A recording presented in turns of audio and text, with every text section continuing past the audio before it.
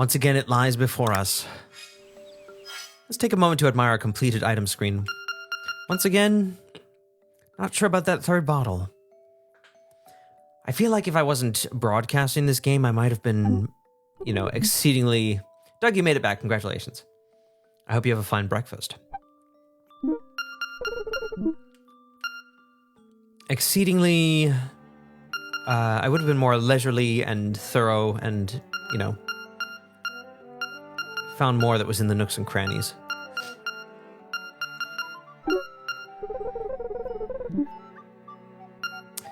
Everything looks lovely laid out like this, though.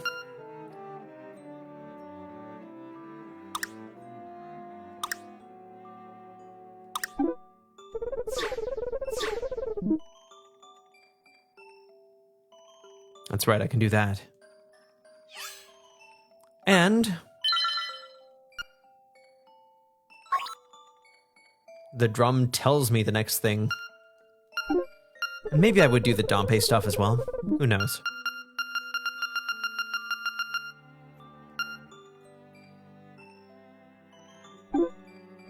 I can even see the locations of all the seashells. Lexi has been talking. Look at those instruments. That's a classic band group, isn't it? No band ever doesn't have a bell player. Bell pepper.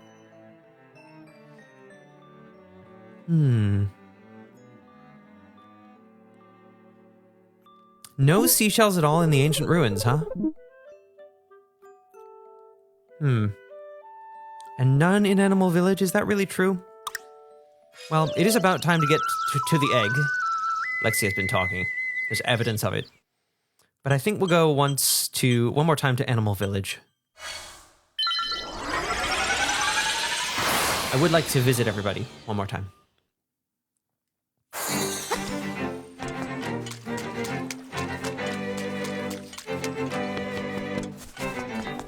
That's the rabbit who doesn't know because he's just a rabbit. Did you get that one by the waterfalls? There was one by the waterfalls that involved putting a bomb in a well. And we got that one ultimately, yes. If that's the one you meant.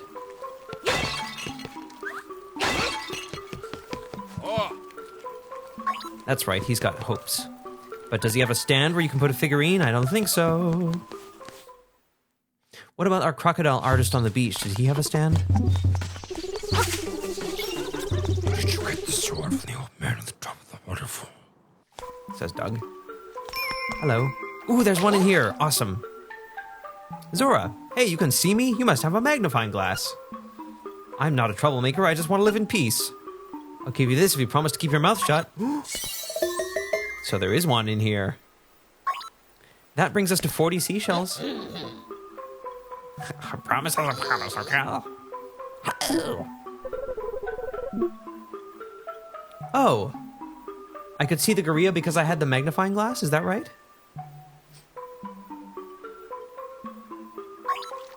Taranbo shores are... Yes, they are. They are the cave. But do you think the gorilla is like you? Or do you mean it's just like you in that it can be seen with a magnifying glass? He's got a chicken friend, has he? Oh yeah, in the water there. That's cool. And there's a Zora statue. So is this your house, Zora? You're not just hiding out in someone else's house? I guess so, huh?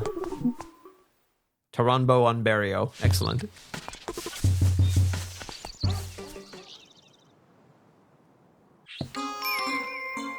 There's one in here too? Wow. How have you been doing, goat? You got a letter to my dearest Mr. Wright? Bravo! I'm not kidding when I say this means a lot to me. I want you to have this seashell as thanks. This game's just using all the animals for tasks and stuff. Can I destroy all your pots, too? The answer is apparently yes. Sorry about the desk. And she has a pigeon friend. What's this? Oh, that was for you. You know, sometimes I can't help eating a delicious piece of paper. Even if it's a letter to my darling Mr. Wright. How embarrassing. It's your nature. Just don't eat your own bow. You only have one of those. Have I been able to destroy pots in BOTW and just have not? I guess that's a question you'll have to answer for yourself, Lexi. It's one of Link's finest traditions to destroy pots, though. I think we all know that. Ethan's not going to be so cryptic about it. Are you going to give me a seashell too? No, you're just going to brush me off.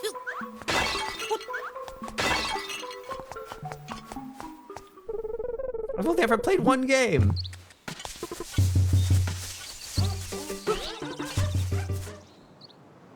I guess he didn't do it in the original Legend of Zelda, did he? Or in Zelda 2. Hi, Rabbit. Have you heard of the Flying Rooster? Say it lived in May Village, and so on and so on, yes. You have the most luxurious place in terms of square footage. And you have plenty of carrots, too. You're definitely one of the healthier folks in this game.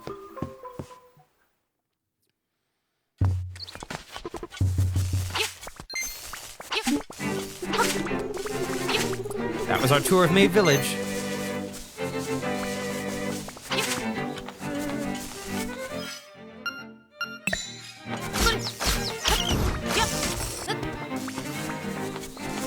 There wasn't anything down here that we didn't get earlier, right?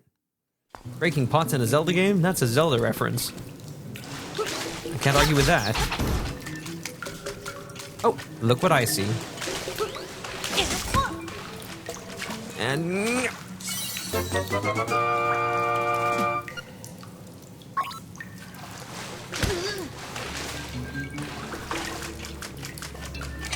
I open the subscreen and see, said the blind man with a subscreen.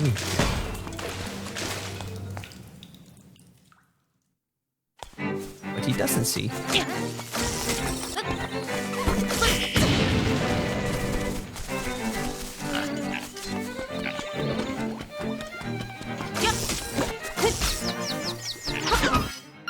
I miss the good old fire rod. The days of the...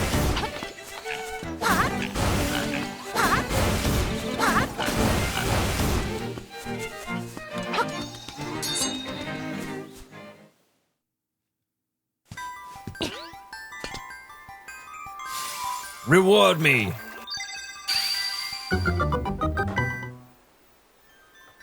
Raise your sword overhead. Is it finally time? Oh yeah! This is what I remember. You got the Kobolid sword. Whoa. You should put your name on it right away. I should, huh? Oh yeah. Look at that range. Woof. Yeah, I wonder what that's about.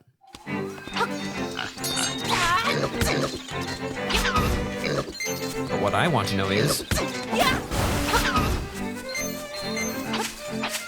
Can I do another Zelda tradition? Engage in another Zelda tradition.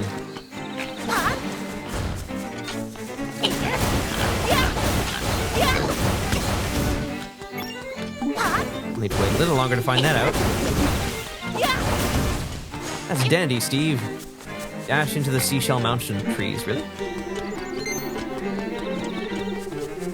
The name thing is a reference to the fact that your name was on your shield, and that's how Mara knew it, or Terran.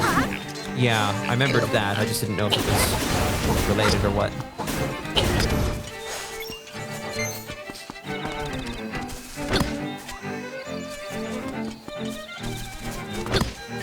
Was that just because, Ethan?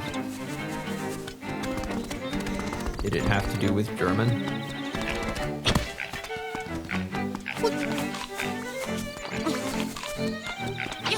Oh yeah. Oh, but they can't destroy bushes. That's too bad. Can they mow grass, though? That's all that really matters.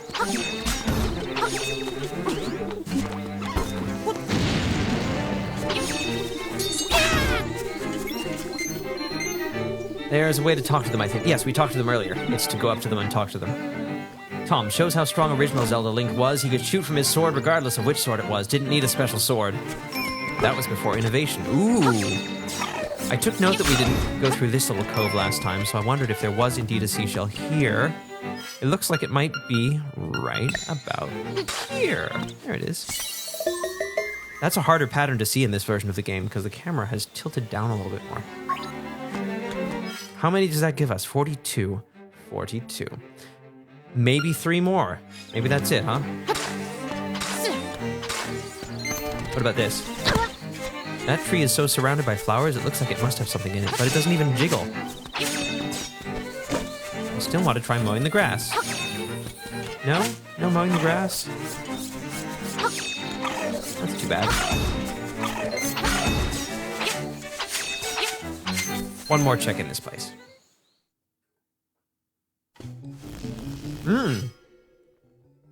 Oh, we've been in here, it looks like.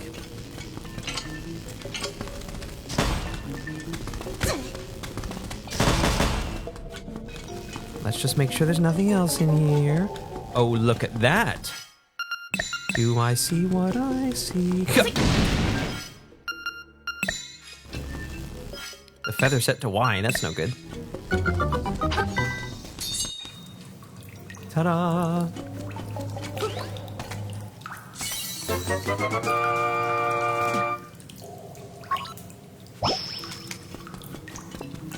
We get an autosave when that happens too.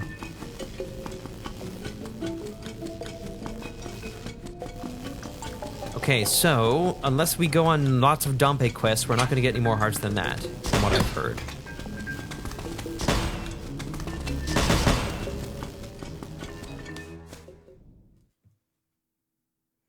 So we've done pretty well. Did you see the grass kind of replenishing itself as I exited there?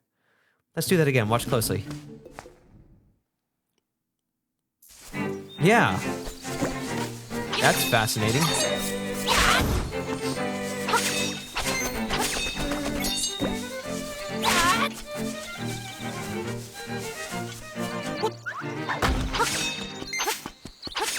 I'm still a little bit interested in why I couldn't find a stand for a Goomba.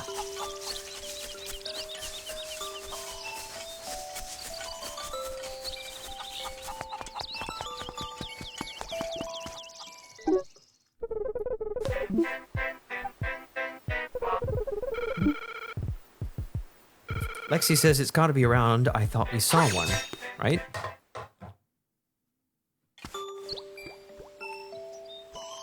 I guess it does prove that these enemies do have their traditional names.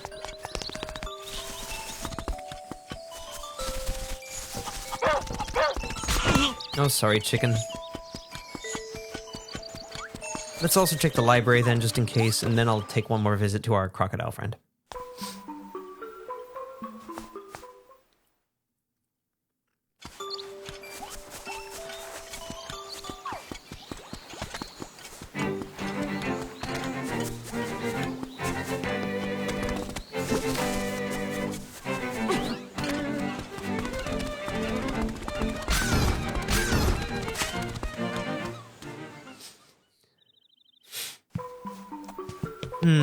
No stands here. You're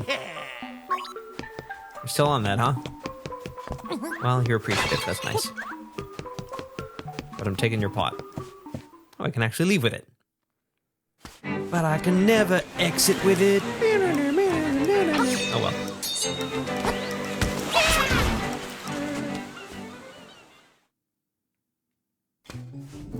Hello again. That's all you gotta say, huh? This table with a blanket over it looked ominous. But it's just his table for selling stuff, I guess. Lexi just said, has Terran been about anywhere? We last saw him when he came and collected Marin after we saved her, right? And it's a tablecloth, silly. Yes, I've not seen Terran since then. I wonder where he took up residence. Maybe he's at the egg.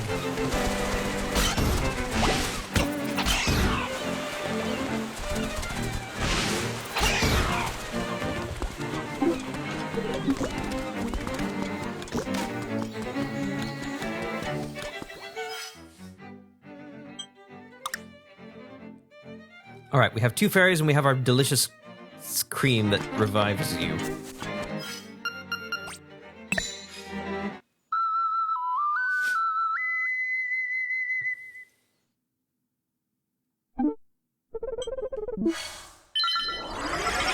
Delicious. Does Dompe have a stand? Mr. Right, for that matter.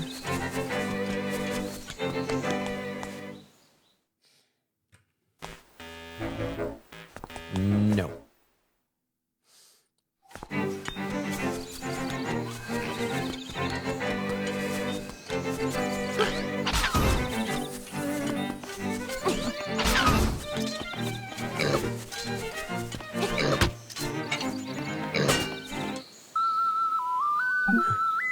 That's what I get.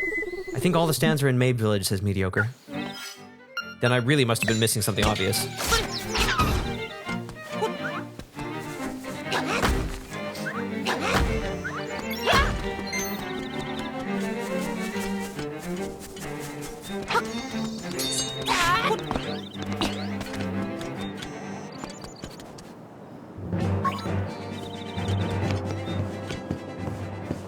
Here we are, folks.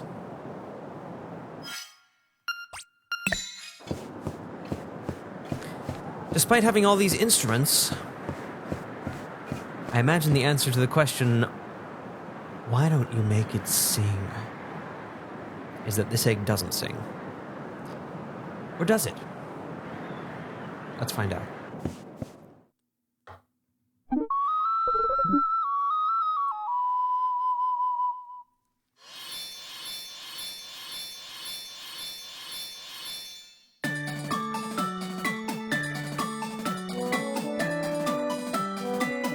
Always good to put your conch on melody when you're arranging for an 8-part covalent ensemble.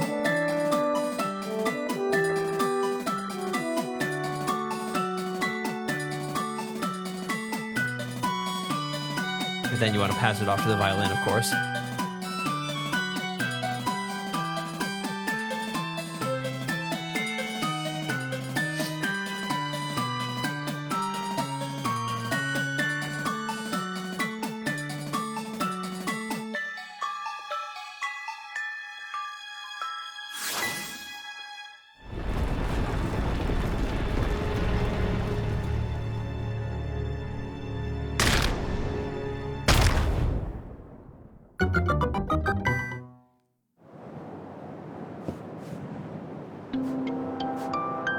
Sure looks like it could be another birdo, but I don't think it's gonna turn out that way.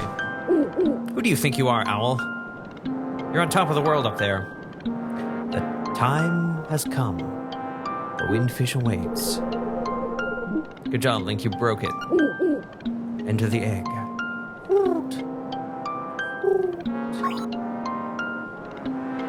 Wow.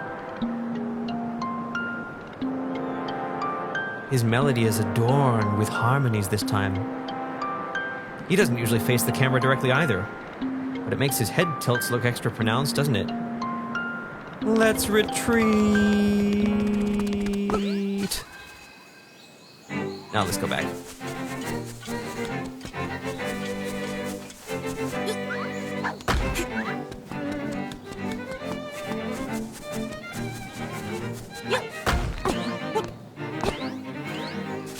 Oops. That one was unintentional. But it's nice to, you know, maximize your acrobatic capability before you leave a world.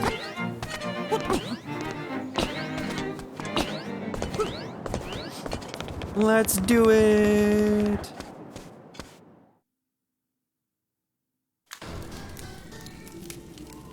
Windfish's egg. The owl's song is more menacing now. Is that what you'd call it? It has an unresolved quality to it.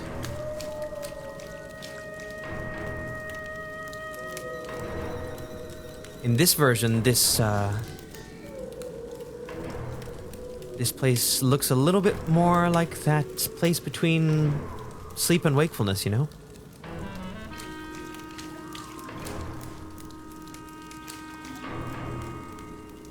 What's to be done about this? Do we jump in? Not many options. Okay. There's water everywhere. Well, this looks like a good old Lost Woods type place. Perhaps it's time to consult our directions. East, north, northwest, N-E-N-N. N-1-N. Doug says, all right, finally finished eating breakfast. Laloom, I'm not sure how you know what Doug's breakfast was, but I'm guessing it was more than just egg white. It's not a violin, Steve, it's a cello. I'm not saying it was a violin, I'm just saying that's where you'd give your melody to the violin. If that was a cello, it was awfully high. And you're right, it was a cello. I think I tied up all the loose ends there, right? Let's start with East. And of course, N. And once again, N. Don't forget W.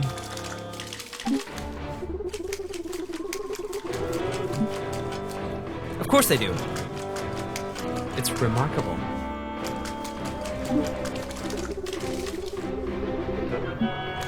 Nobody ever remarks on why the cello plays. That's because we've had all of our philosophy for today. Whenever that might come into a conversation. This is fine. Can I just go around the ends? No? Guess I'm gonna have to jump.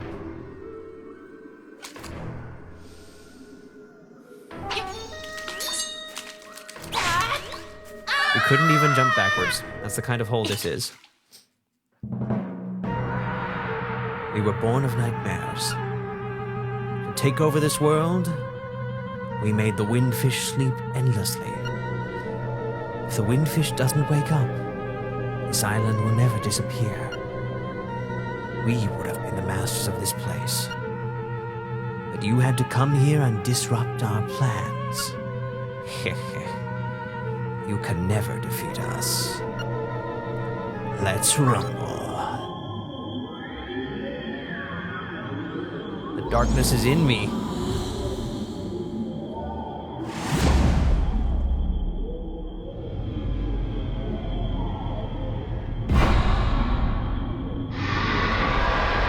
Basic evil eye sphere.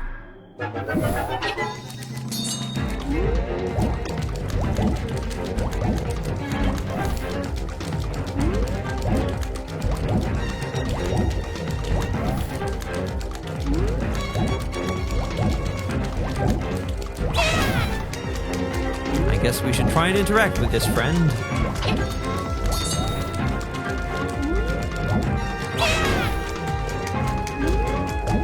I don't think that's gonna do it, do you? It could be anything. Sung to the tune of Do You Hear What I Hear? Basic evil eye sphere. It goes perfectly with this music, too.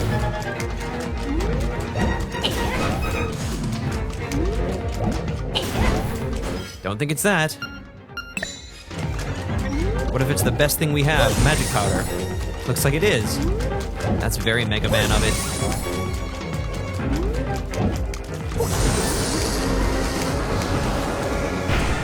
Don't care for powders?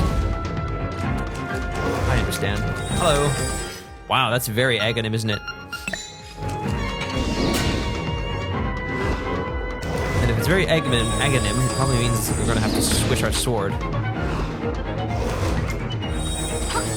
What about just this little touch? No, it has to be a swing.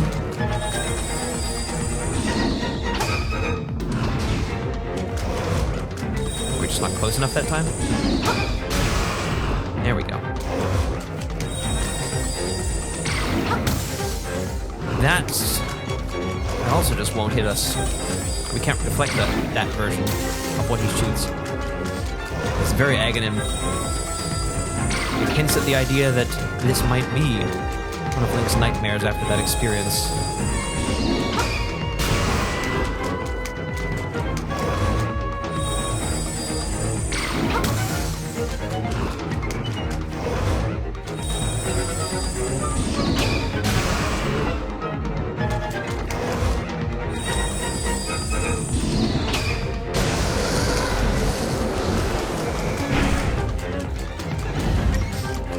What else have you got?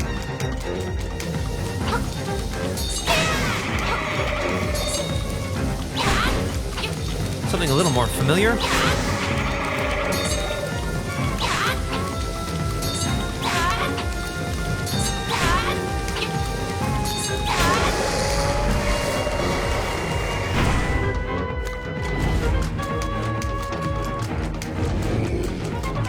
hey. Who might you be imitating?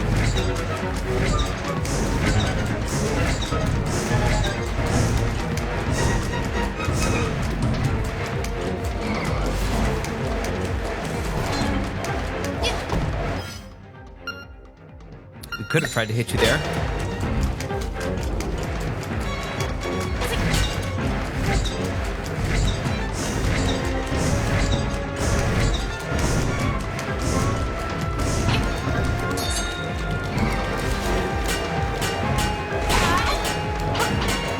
Not much of a chance there.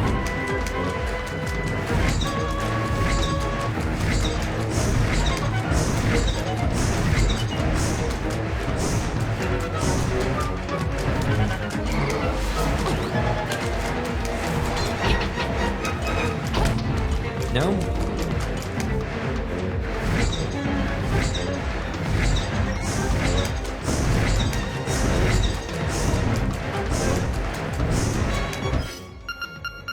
No, we'll keep the arrows just in case. Give them another go.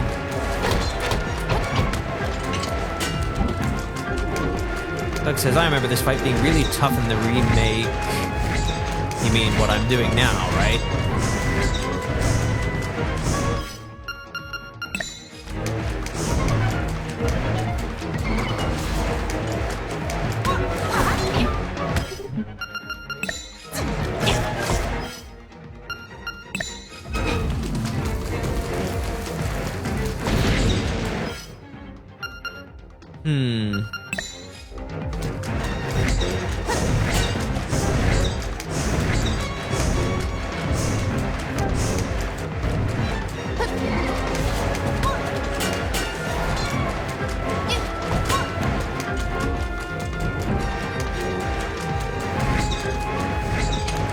It's not about this kind of thing, is it? Nope.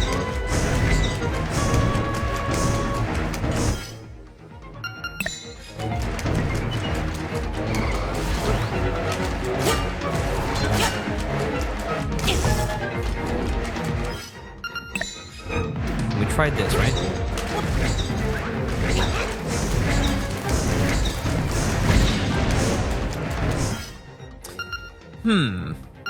Is it magic powder again? That doesn't seem right.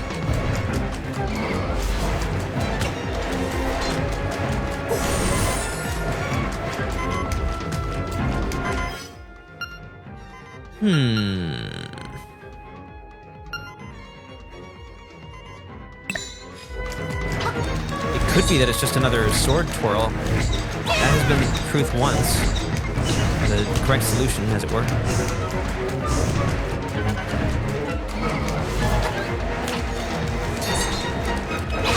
There we go.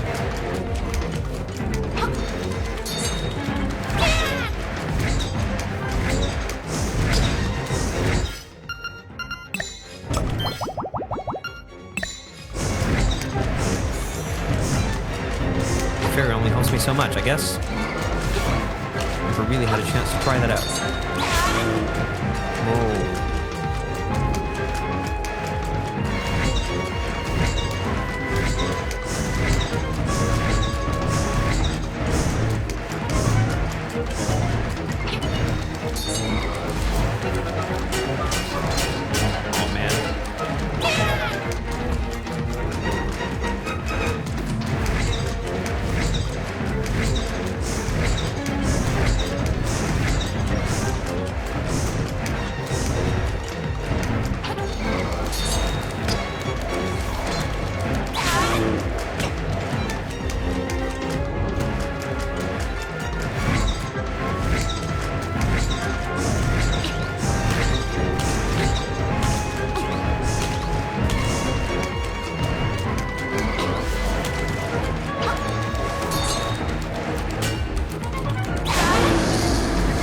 I got a hit in there.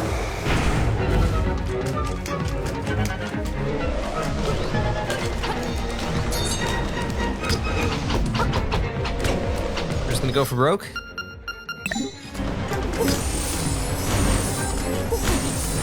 Nope. What else can we do here?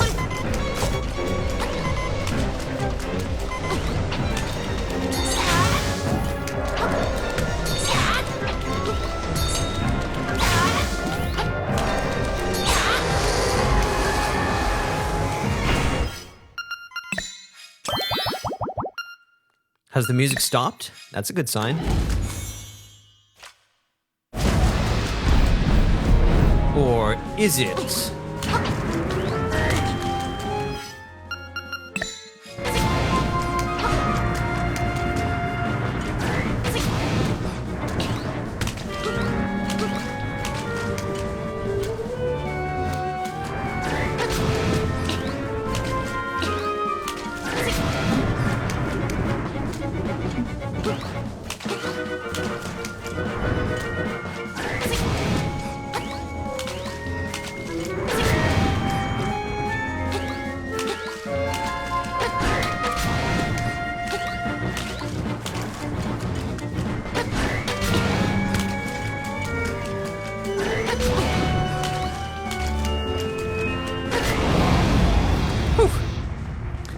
This isn't even my final form. From our phoniest friend. This island is going to disappear. Our world is going to disappear. Our world.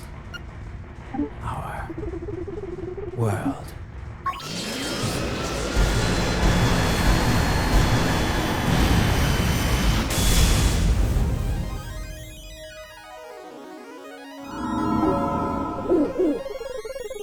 Link, you have beaten all the nightmares.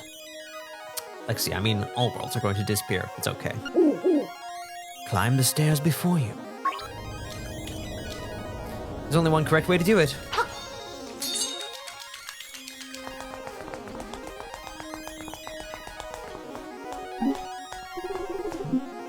There's Lexi.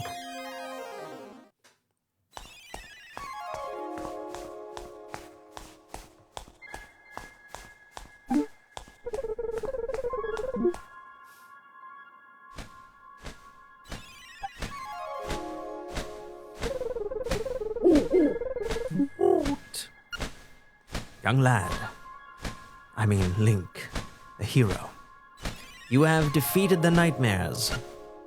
You have proven your wisdom, courage, and power.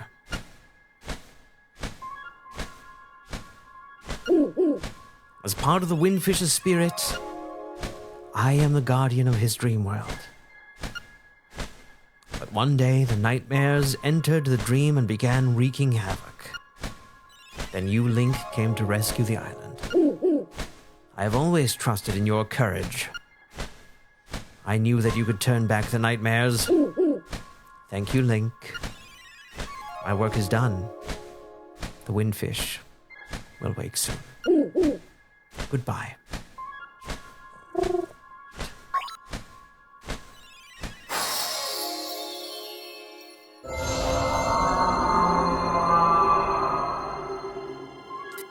Looking glamorous, Windfish.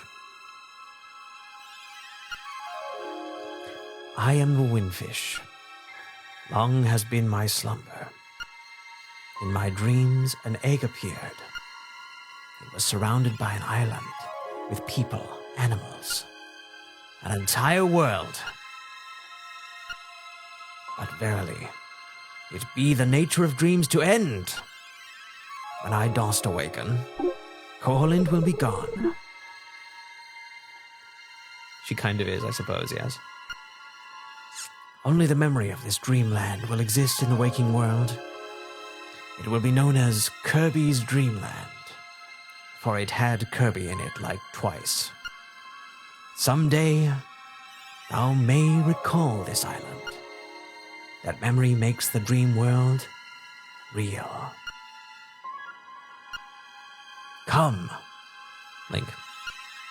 Let us awaken. Together. Play the 8 instruments. Play the Song of Awakening.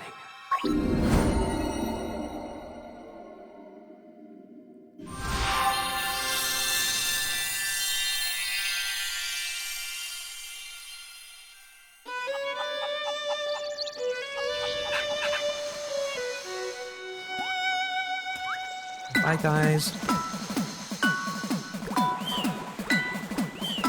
Goodbye, Octoroks. It was nice to kill you for a while. Looks like Terran went and got another mushroom. He did have one last hurrah. Marin sung us out.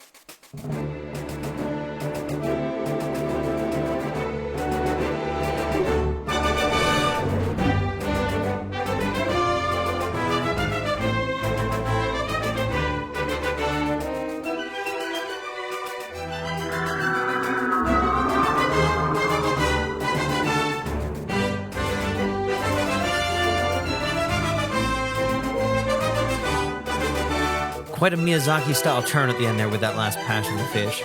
That last section, that whole last sequence was well redone. I remember it kind of beat for beat from the original, like so many of the sequences in this version.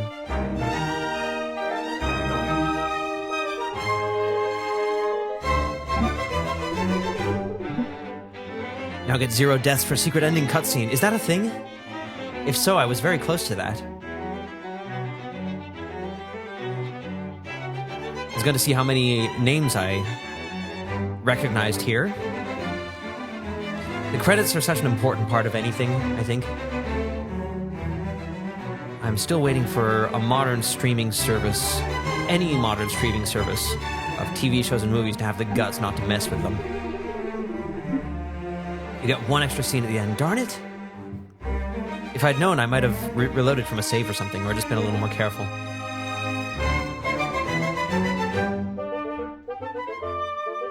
Lots of voice artists, of course. A good bundle, a good dozen or so. Dozen plus. And Danhausen was on the team this time too. Isn't that wonderful? He's still around. He's still kicking.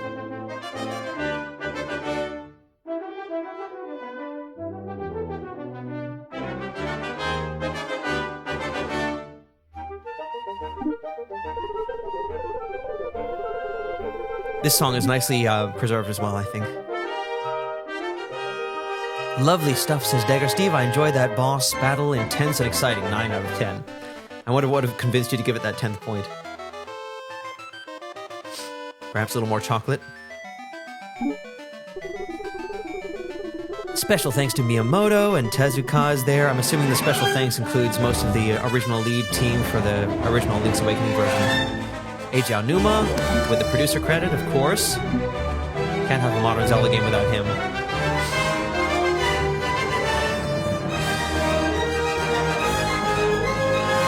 No bottle tennis, 9 out of 10. Good point. I wonder whether Ausen is only being credited for his work on the original game. That's possible. However, Doug, you didn't include a rating out of 10 for that comment.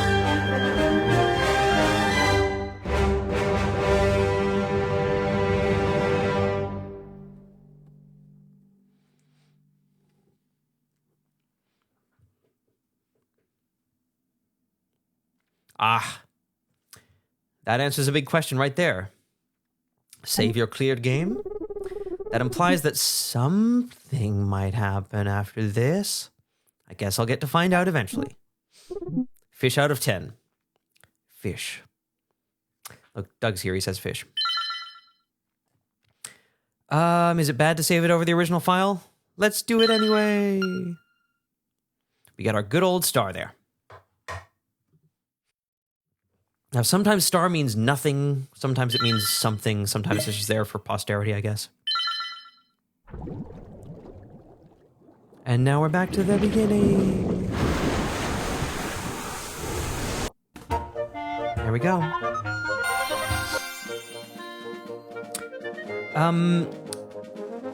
Yeah, I thought that the game included a vocal rendition of the Ballad of the Windfish. Unless that's the extra scene we're talking about. Maybe it is. Let's load this file. I'd just like to see what happens. Oh, cool. We even get that pulled back shot of the whole island there. Doug, the game doesn't include that. Really? But they did write it, so it was only in the soundtrack? I've been waiting the whole game to hear it. Darn it. There we go. And so I guess I do need to just wander around and get the additional pieces of heart and seashells and things like that.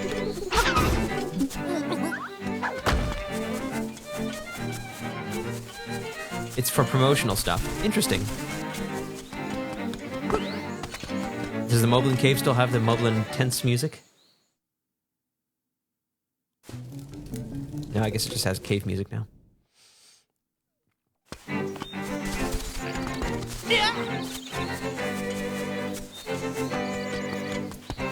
Eek.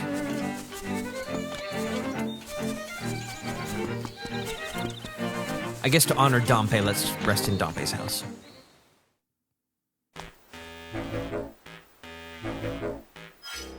Well, whatever. We do have a save file anyway.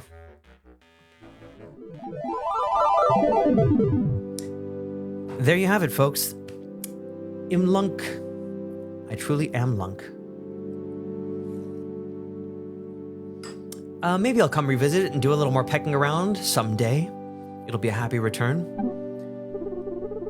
But I suppose that brings us to our final moments. I'll chat a little bit about what's next. Before I do that, I'd like to throw back and forth with you a few more remarks about what you think of this game. I chose not to play it until now. As I said, I had one Let's Play of it on in the background after it came out because I was so interested in, you know, what this scene was going to look like when it was remade, what that scene was going to look like when it was remade. And on the whole, it was kind of exciting. It was one of those games like The Wind Waker where when you know what's possible technologically, or that you hear that there's going to be a remake of something like Link's Awakening, and then you see something like what it looks like, and you see the boldness of the style choices, it really can hit you in a different way than it feels once you're used to it. It can kind of almost evoke like a what the heck is this kind of feeling, you know? And the other game that did that for me was The Wind Waker when it was originally promoted. A truly divergent style, especially because Nintendo had just shown a trailer of what was possible on the GameCube with a really realistic looking Link versus Ganon battle. It was like motion captured and kind of cinematic rendered. It didn't really represent anything that came into fruition. People kind of interpreted it that way, and I think they could be very easily forgiven for doing so. And then the Wind Waker came out. It looked much more like a cartoon with a style that didn't quite match anything that had ever existed. And that was true about Link's Awakening as well. I think about the remake. A few things about this game that were dramatically different from the original. One, this is kind of excuse me for a sec.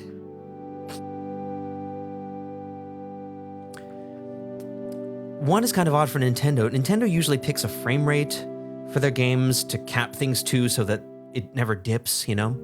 Like Super Mario Sunshine could have been 60 frames per second, but they capped it at 30 because it would occasionally dip, right? Doug says, yeah, I remember feeling really disappointed when they revealed the style for Wind Waker, and then when I played it, being completely blown away. Right.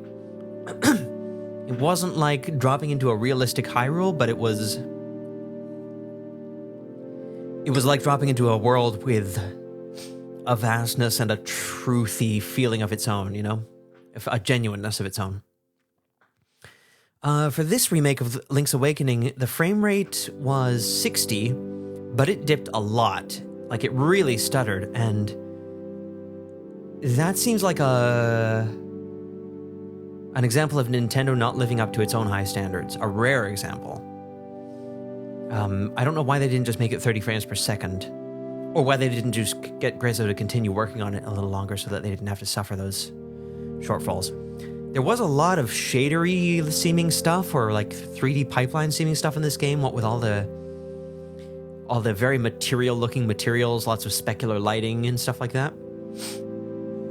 There was never too much stuff on the screen at once, so I guess it wasn't that. Just an interesting decision. Another choice was to add some crutches to the game. Mediocre says, people who were disappointed by Wind Waker's art style eventually got Twilight Princess. Yes, they did. And that did make it to the GameCube. It was one of those games that came out on 2 adjacent systems. But it was certainly much more realistic. I'm much more in love with Twilight Princess's art style than Wind Waker's. I could say that.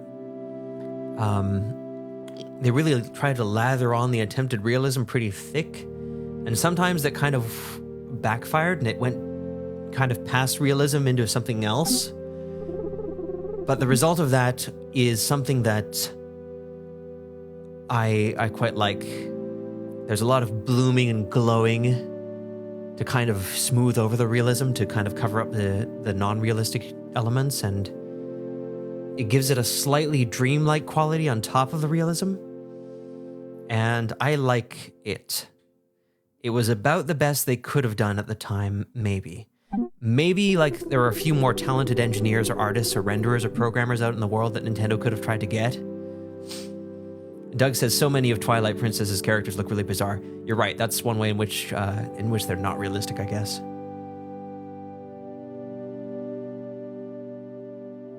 But Zelda has always had bizarre-looking characters. Doug, and I love that game, but I hate the Uku or whatever it's called. Yeah, OOCCOO, I think it is.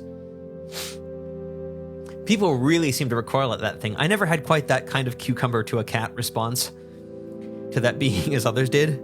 I grant you that it does really throw it in your face the first time you see it. I think that is one thing that pervades Zelda. That's a almost one of the most reliable traditions. Zelda may omit this and include that, but it always seems to include characters that just are... They seem to me like a statement from the developers that humans, or, you know, people, not even humans, because Hylians might not be human, but people are just imperfect. And the Zelda series always seems to embrace and celebrate that, you know? Unless you're a hero or a princess. Perhaps so, yes. But heroes and princesses, they're kind of godlike and exceptional. They almost don't really count as people. They count as super people. The people are just the ordinary people of the world, like you and me are in this world. You know, we might find the occasional enormously bright light in this world who we might consider just on another level. People have their heroes, you know? They're heroes, or they're princesses. But in the Zelda series, people just look silly. And I think it's kind of a very profound message to me in its good humor, to remind us that, you know, we're all silly too. And if you don't look perfect, or you don't speak perfectly, or, you know, you have something that you might have been persuaded to consider a defect, there's probably no reason to consider it a defect. It's something about yourself, and everyone has them. Lexi, Beatles look as gown on me. It seems to fit him really well. Exactly. Thank you. And of course, the Wind Waker originally introduced Beetle, and he's been around, and he's been glorious when he's come back now and then.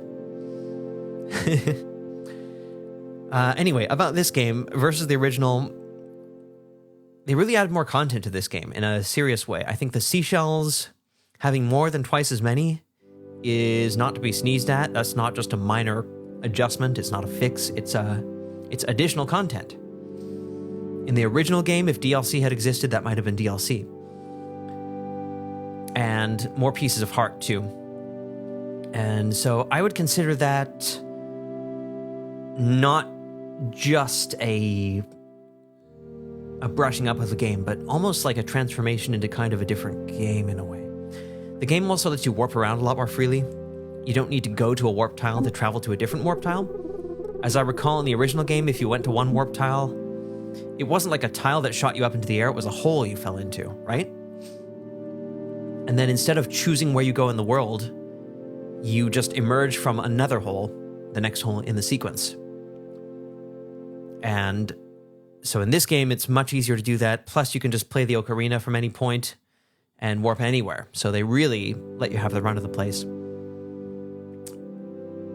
Ethan says, the reward for getting all the seashells is a chamber stone. I see. Yes, that would have been a disappointment to me in a way. Very interesting. I wonder why they didn't make the sword last. Is it an extremely special chamber stone then? Is it like the ultimate chamber stone? Man, Dompe really swept in and had his day. He was put right in the spotlight in this remake. I guess those kinds of remarks bring me to my biggest... Nope, just a chamber stone, all right. My biggest comment about this remake is, you know, there have been a few Zelda quote-unquote remakes and enhancements, re-releases, Some have been pretty faithful or just have tweaks, like A Link to the Past was re-released for Game Boy Advance and Link was given a human voice, like a studio recorded voice, where he didn't originally have that. And that's one thing. You know, that's not really remaking the game. Wind Waker was released in HD with a few brush-ups. Twilight Princess was released in HD with a few brush-ups, and now Skyward Sword has been released in HD with a few brush-ups.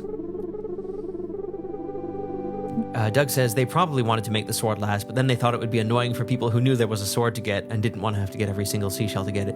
I guess that could be one consideration. Although, I don't know. How much better is the sword?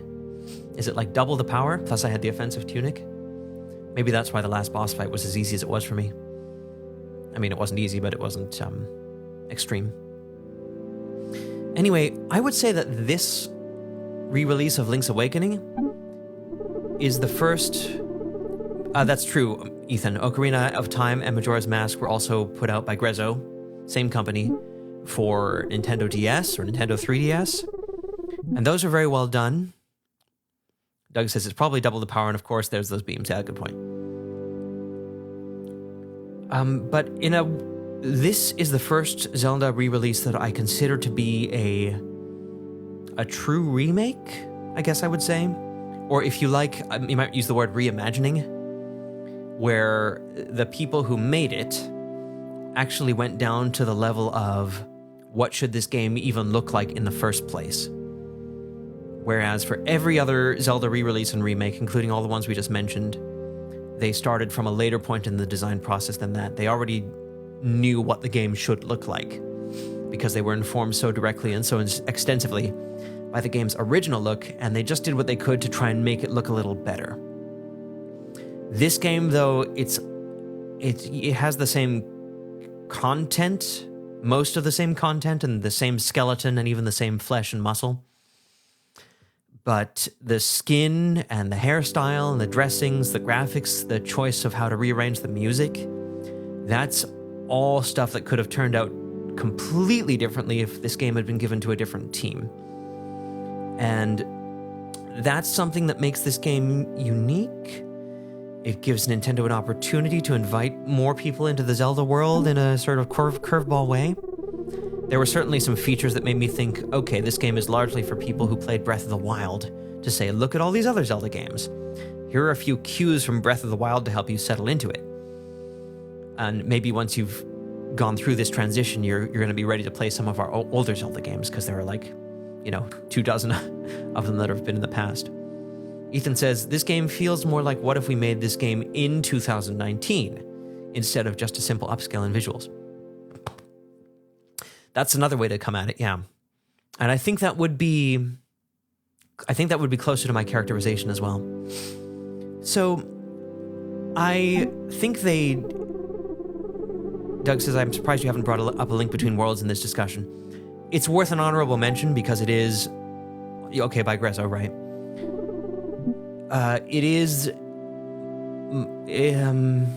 It doesn't fit into any of the categories we mentioned. I would consider it a sequel. And it's a sequel that has its own style, but I would consider that more of an extrapolation of A Link to the Past's style than this game, which I don't think was an extrapolation of the original Game Boy style. I think it was something all its own. Yes.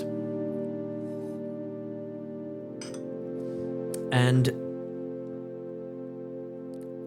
the fact that this game is has so much its own style is, first of all, I think Grezzo did it very well. They did succeed beautifully in picking a style, doing it boldly and confidently, and marching on forward with it, and producing an enjoyable result that is its own thing, stuff that the Game Boy version could not offer. At the same time, I think it is such an oddity for the Zelda series to do that. In a way, it feels kind of dangerous. Happily, and I've told I'm the first to tell others something like this when an old beloved movie is remade, and people start saying that the remake is going to ruin the movie forever. Happily, that is false. The original movie will always be there. It might ruin something that isn't the movie itself. People might watch the new movie who didn't see the old movie and think, oh, so this is what that is. And maybe the new movie failed to capture the essence of the old movie somehow, and then the newcomers would fail to appreciate that essence. That's a valid concern, I understand that. I wouldn't say ruining the movie is an accurate description of that phenomenon. But I do think that this game, to play this version of Link's Awakening, is to miss the original version of Link's Awakening, to miss out on the original version of Link's Awakening. That's why I think it's a little unsettling in its way. If Nintendo were to announce that Grezzo or somebody else was going to make Retro Studios, whatever, was going to remake A Link to the Past, which is so close to my heart, I would... Early in my reactions would be nervousness of a type and magnitude that I'm not sure anything else could provoke in me. Hopefully it would be fantastic. But there's that sort of factor that I was just explaining that makes me think, what if people miss the original A Link to the Past? Because I think no matter what you try to do with a game like that, you're not going to make something new without making people miss out on something old. Put more simply, I think A Link to the Past is practically perfect just the way it is. The time in which it was made doesn't matter. Considering what they had to work with, A Link to the Past can probably not be surpassed. And I think the original Link's Awakening was kind of like the Game Boy version of just about that good. So while I'm glad that this version exists, I'm glad I got to experience it, I would tell people who want to play it and are newcomers, if you're considering playing Link's Awakening for the first time, consider seriously playing the original Game Boy game. And then maybe playing this version second to appreciate what they did with it after that. Or do it the other way around. Play this game, and then go back and play the original Link's Awakening, and there's something exciting about that too. You will gain a retrospective appreciation for, oh look, here's what inspired so many of the things that I saw in the newer version. Lexi says, I think, gosh, remakes often feel so unneeded when preserving the playability of older games seems important. I think you're right, and happily, I don't think that's a trade-off. Not with Nintendo. Nintendo will re-release Super Mario Brothers. They'll be re-releasing that a century hence, I think. And they should be. Shakespeare, 400 years after it came to hit the stage, is still appreciated and celebrated and regarded as inspiration for so much that came after it. You don't need to do much from it for it to be what it is, to the extent that it is, right? You don't need to put it in a different period. You don't need to add music to it. If you do, you might dilute it a bit. And Nintendo's never going to stop making the original Super Mario Bros. Available. I don't think Cyan will ever stop making the original Myst available.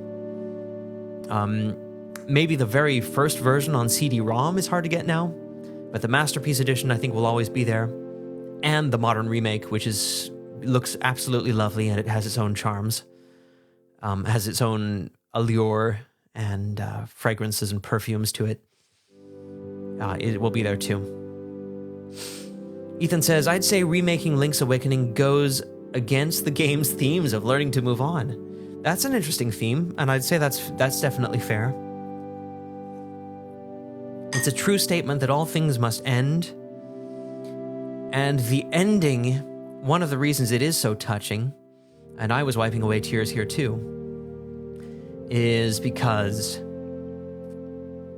the whole game is going to be like the monsters are afraid of the world to end, and that's as far as they think. That's the entire dialogue that they have with themselves.